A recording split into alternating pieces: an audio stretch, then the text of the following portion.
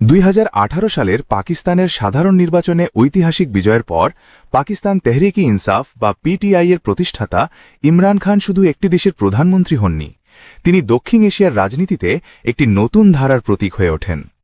তার এই উত্থান এতটাই তাৎপর্যপূর্ণ ছিল যে বৈশ্বিক ক্ষমতা কাঠামোর ভেতরেও তা আলোর অন্তলে। এপস্টিন কেলেঙ্কারির সঙ্গে সংশ্লিষ্ট প্রকাশিত ইমেল থেকে জানা যায়, কুখ্যাত মার্কিন যৌন অপরাধী জেফ্রি এপস্টিন 2018 সালের 31 জুলাই এক অজ্ঞাত ব্যক্তির সঙ্গে ইমেল যোগাযোগে ইমরান খানকে বিশ্ব শান্তির জন্য হুমকি হিসেবে উল্লেখ করেছিলেন। লক্ষণীয় বিষয় হল, এই মন্তব্য করা হয় ঠিক সেই সময় যখন 25শে জুলাইয়ের নির্বাচনে জনগণের বিপুল সমর্থনে ইমরান খান পাকিস্তানের প্রধানমন্ত্রী হওয়ার পথে এগিয়ে যাচ্ছিলেন। ওই ইমেলে এপস্টিন ইমরান খানের তুলনা করেন ইরানের সর্বোচ্চ নেতা আয়াতুল্লাহ আলী খামেনি, চীনের প্রেসিডেন্ট শি জিনপিং এবং রাশিয়ার প্রেসিডেন্ট ভ্লাদিমির পুতিনের সঙ্গে। তিনি দাবি করেন এরদোয়ান, খোমেনি, শি কিংবা পুতিনের চেয়েও ইমরান খান নাকি বৈশ্বিক ক্ষমতার ভারসাম্যের জন্য বড় চ্যালেঞ্জ।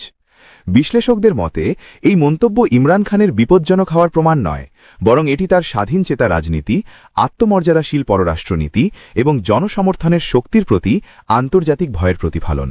কারণ ইমরান খান ছিলেন এমন একজন নেতা যিনি পশ্চিমা প্রভাব, দুর্নীতিগ্রস্ত অভিজাত শ্রেণী এবং নিয়ন্ত্রিত রাজনীতির বিরুদ্ধে প্রকাশ্য অবস্থান নিয়েছিলেন।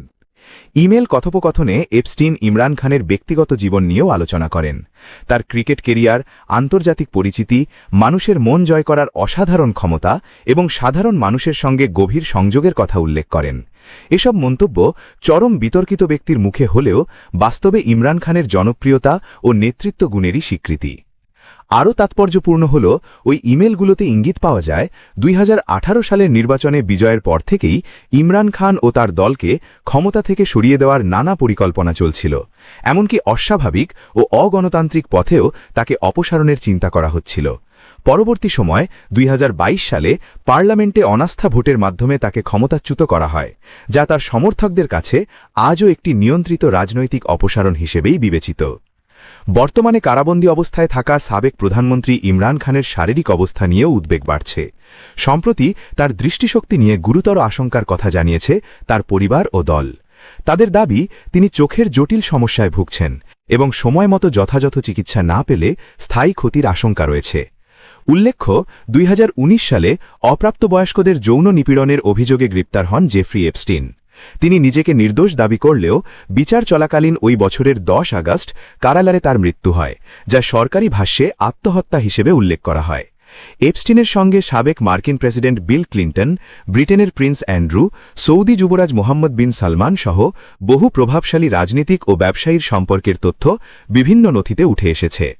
সাম্প্রতিক প্রকাশনে নতুন করে ডোনাল্ড ট্রাম্প ও নরেন্দ্র মোদী সহ আরও কয়েকজন প্রভাবশালী ব্যক্তির নাম আলোচনায় এসেছে। রাজনৈতিক বিশ্লেষকদের মতে, ইতিহাসে বহুবার দেখা গেছে যে নেতারা সত্যিকারে অর্থে জনগণের পক্ষে দাঁড়ান, স্বাধীন অবস্থান নেন এবং ক্ষমতার প্রচলিত বলয়কে চ্যালেঞ্জ করেন, তারাই সবচেয়ে বেশি আক্রমণের লক্ষ্য হন। ইমরান খান সেই ধারারই একজন নেতা, যার বিরুদ্ধে ভয়, ষড়যন্ত্র ও চাপ যত বেড়েছে, সাধারণ মানুষের কাছে তার অবস্থান ততই দৃঢ় হয়েছে।